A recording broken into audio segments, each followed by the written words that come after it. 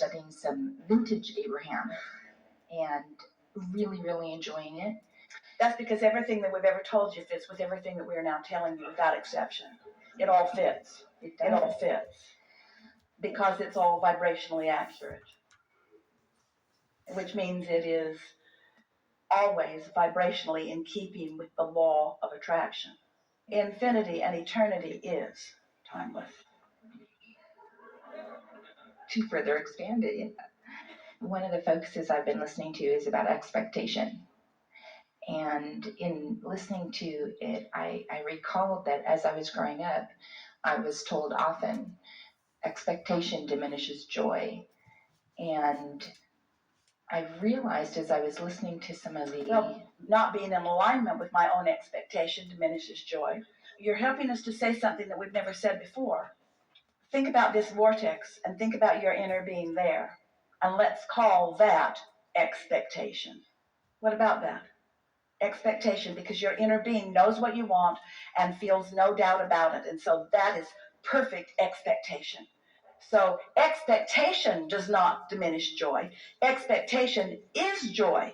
Being off of it vibrationally diminishes your joy. In other words, what that statement says is you cannot focus in opposition to who you are and all that you've become and feel good at the same time. We would call that a diminishment of joy.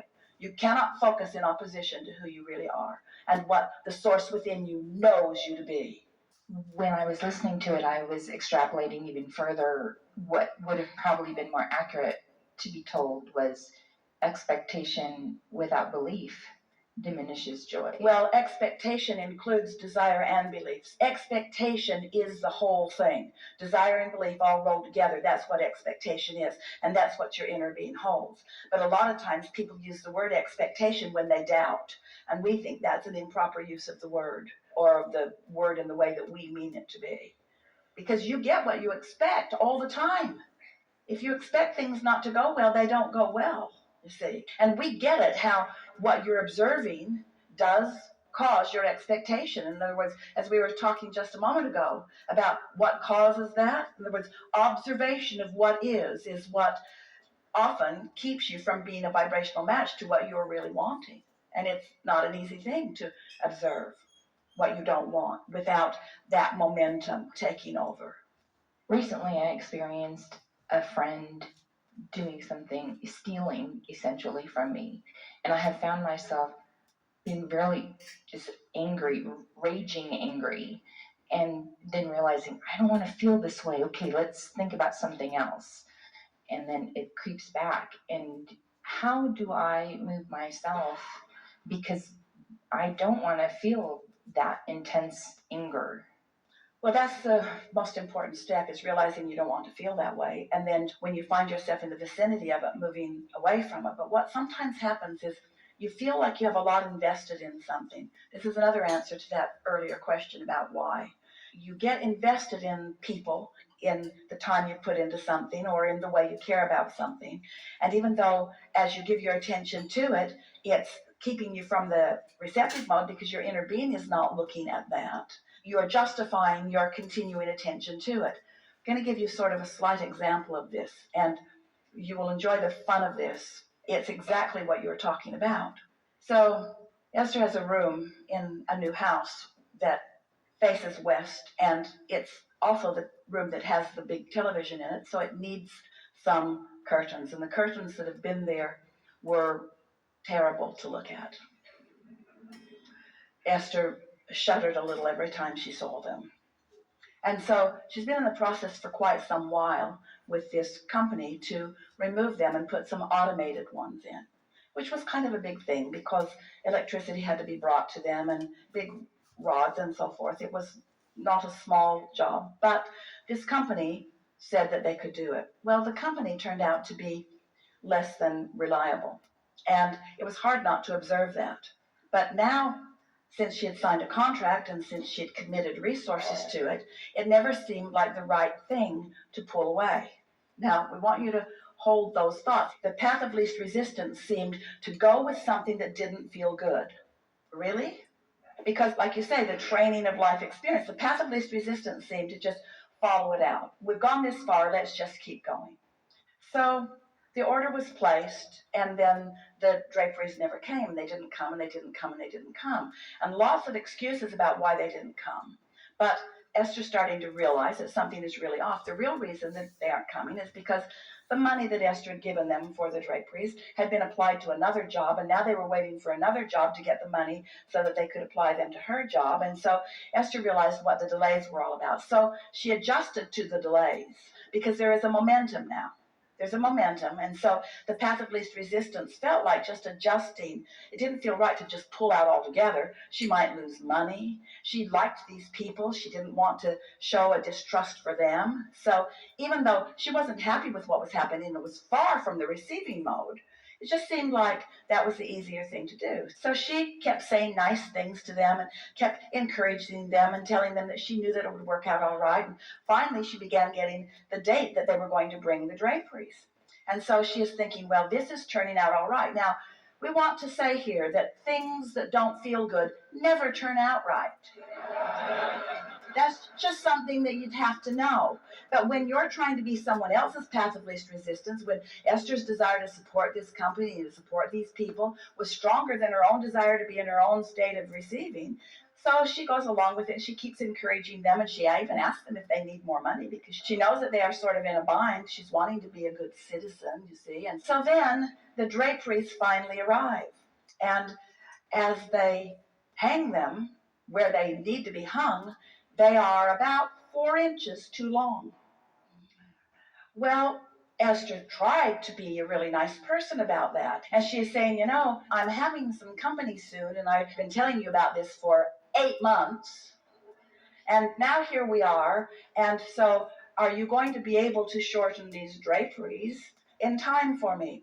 We'll do everything that we can. And so Esther is talking herself into feeling good about that. Even though she doesn't feel good about it, she's still not ready to bail out of it. She's still the big boulder rolling down the hill, hoping that she doesn't run over someone on the highway. In other words, it's that sort of feeling. And so then the very nice man says, I found someone locally who can take care of these draperies. And Esther says, that's really a wonderful thing. It's really going to make me so happy to see those up there in time for my party. And so then the very nice man shows up, and now he only has one arm today because he's had an accident, and his arm is in a sling, and he is climbing on the ladder, and he's trying to take the draperies down with one arm.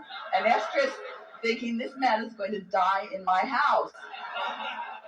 So he manages to get the draperies down. As he's leaving, Esther says to him, now you realize that these 3 windows are one length, and this window is a different length, and you have marked all of these panels so that you know what's what. Yes, ma'am, I understand. And so off he goes, and he finds someone locally, and she is just going to hem. She is going to help him make that deadline. And then Esther receives a telephone call, and she says, hello, and he says, hello. And Esther says, are you all right? And he said, something very bad has happened. And Esther said, what? And he said, the seamstress cut off the wrong panel, and one drapery now is too short for the window. And I was wondering if it would be all right if we just go ahead and hang it anyway. And Esther started to laugh because her whole world came flashing before her eyes. And she realized that right from the beginning, that had been hard. Right from the beginning, there was nothing about that wasn't hard, and she just kept trying to make it work and trying to make it work and trying to make it work for all of these reasons that you were trying to get us to say earlier. She was trying to make it work because she didn't want to hurt anybody's feelings. She was trying to make it work because she wanted them to believe that she believed in them. She was trying to make it work because she had money and time invested and didn't want to start over. In other words, she was trying to make it work, trying to make it work, trying to make it work. When the constant evidence was, this isn't working. This isn't working. This is the question that you were asking earlier. What makes you unwilling to pull off of what isn't working with a friend, with an employee? We'll tell you what it is. It's your unwillingness to be the selfishly oriented individual that you really are, who wants to be in alignment with your own desires. There are some paths that you are on that are not going to lead you to where you want to be without consternation, which is not on your path, you see. And so what we're getting at here is this receptive mode is starting to take on more importance, isn't it? And the way the receptive mode takes on more importance is by having experiences like you are describing and experiences that Esther's had that we are describing. In other words, it is through that experience that you begin to understand that you can tell when you're in the flow and when the cooperative components are coming to you. And you can feel when you're in the flow with something else and the uncooperative components are coming to you. Now, how did Esther's expectation get there? Well, there must have been something there that she didn't clean up right from the beginning, or that wouldn't have been there. And so that's why the worse it gets, the worse it gets, the worse it gets, the worse it gets, or the better it gets, the better it gets, the better it gets, the better it gets. That's why you want to start it the way you want it to end up. You want to get in tune with who you really are. And anything else, you just want to turn your attention from it, turn your attention from it, turn your attention from it. Esther could have saved herself months of consternation and ended up at the same place. In other words, she could have said months ago, just never mind about this, just never mind. It's like asking someone who is incapable of doing something to do it and then feeling bad because the person who you've asked to do it, who is incapable of doing it, can't do it. When there's a whole world of those who are capable of doing it out there that you have access to, just not now, while you're focused on the ones who are incapable of doing it. You see what we're getting at? So do I need to take responsibility that it's kind of my fault? Always. Always. Esther takes full responsibility for all of this. She felt every subtle and not so subtle part of this. She knows the part that she played in all of this. She was giving lip service to it. She was being very nice to them. She was sounding as cheerful as she could. She was trying to cheer them up. She even was wanting to support them financially.